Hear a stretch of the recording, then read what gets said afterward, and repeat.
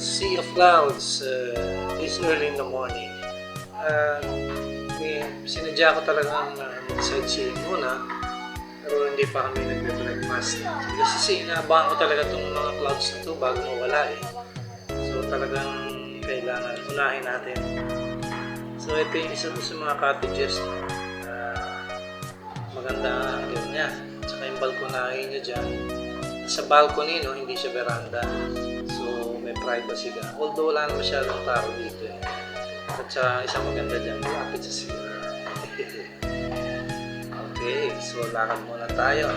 Ate kung saan tayo makakarating. Ayan.